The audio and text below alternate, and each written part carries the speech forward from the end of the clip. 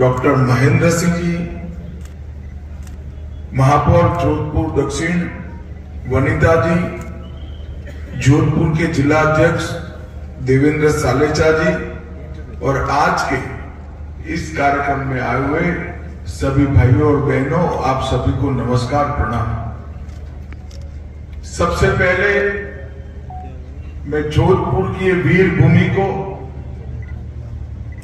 जिस वीर भूमि पर महाराणा सांगा, महाराणा प्रताप, वीर दुर्गादास राठौड़, पृथ्वीराज चौहान, वीर पन्ना धाय, ऐसे कई लोगों ने, अनगिनत लोगों ने एक उच्चतम मानव जीवन के मूल्य और वीरता और बलिदान का इतिहास गढ़ने का काम किया है।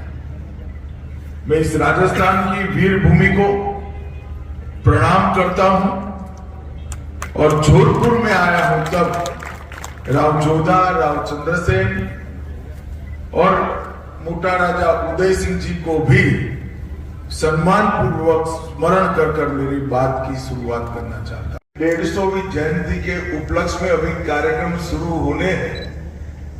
होने के पहले ही मेरे हाथ से सरदार पटेल की ये विराट मूर्ति का उद्घाटन कराने का। सरदार पटेल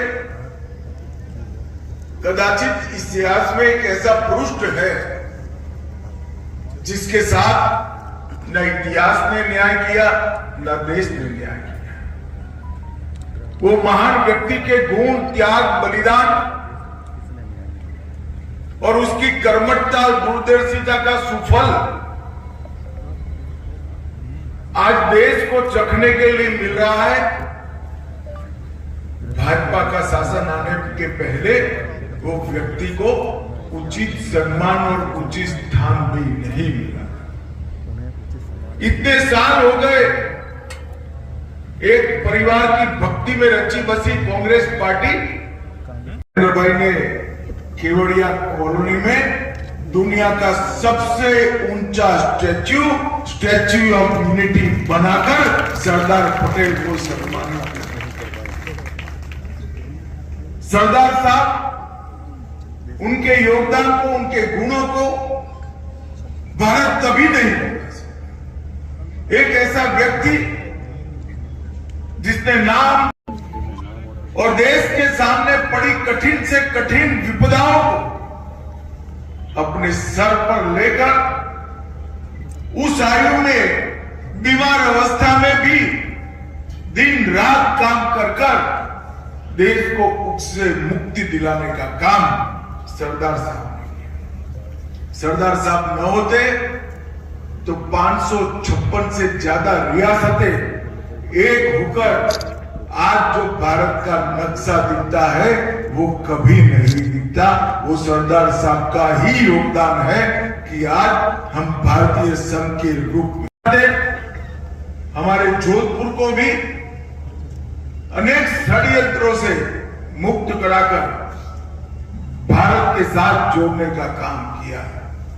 और आज मैं आयोजकों को जरूर साधुवाद देना चाहूंगा कि इन्होंने जोधपुर सर्किट हाउस के प्रांगण में सालों तक प्रेरणा दे सके ऐसी सरदार साहब की उत्तुंग प्रतिमा का यहां पर आज उद्घाटन किया है, उसको स्थापित किया है। महाराजा जोधपुर को समझाकर विलीनीकरण करने का काम किया। वो ही थे जिन्होंने जोधपुर एयरबेस को एक स्ट्रेटेजिक एयरबेस बनाने का काम किया और वो ही थे जिन्होंने पाकिस्तान की इस और की सीमा से वो एयरबेस बनाकर हमेशा के लिए भारत को सुरक्षित करने का काम किया। सालों तक राज किया, आज उसको पीछे छोड़कर भारत की अर्थव्यवस्था दुनिया में 5वें नंबर की अर्थव्यवस्था बन गई है। एक सरदार कॉमन सिविल कोड, सोमनाथ की तर्ज पर अयोध्या में भव्य राम मंदिर, ट्रिपल तलाक को समाप्त करना, एक मक्कम राष्ट्र के रूप में अपनी सेना और सीमा के अपमान को मजबूती के साथ जवाब देने की परंपरा खड़ी करना, ये सारे काम जो सरदार भाई ने केवड़िया कॉलोनी में दुनिया का सबसे ऊंचा स्टैच्यू ऑफ यूनिटी बनाकर सरदार पटेल को सम्मानित किया। सरदार साहब, उनके योगदान को, उनके गुणों को भारत कभी नहीं भूल सकता। एक ऐसा व्यक्ति जिसने नाम नरेंद्र मोदी के शासन के अंदर राम मंदिर, सालों तक हर रोज आतंकवादी अंदर घुसते थे, पाकिस्तान से बम धमाके करते थे, हमले करते थे, गोलियों से हमारे नागरिकों को भून देते थे और कोई जवाब नहीं। मोदी जी प्रधानमंत्री बने 2015 के अंदर, मोदी जी ने सेनाओं को सुव्यवस्थित करने का काम किया, एक मजबूत रक्षा नीति बनाई और जब उरी और पुलवामा में हमला किया, 10 ही दिन में सर्जिकल स्ट्राइक और एयर स्ट्राइक कर पाकिस्तान के घर में घुसकर आतंकवादियों का सफाया करने का काम नरेंद्र मोदी।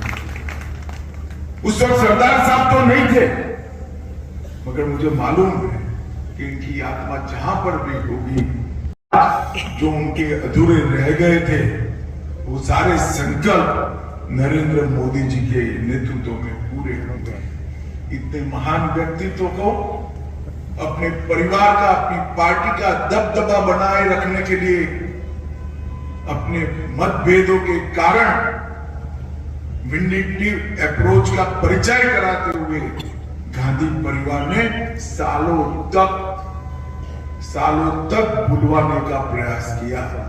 मगर मित्रों, सत्य को कोई दबा नहीं सकता, वो हमेशा उचित समय पर सूर्य की भांति दैदीप्यमान होकर बाहर आता है।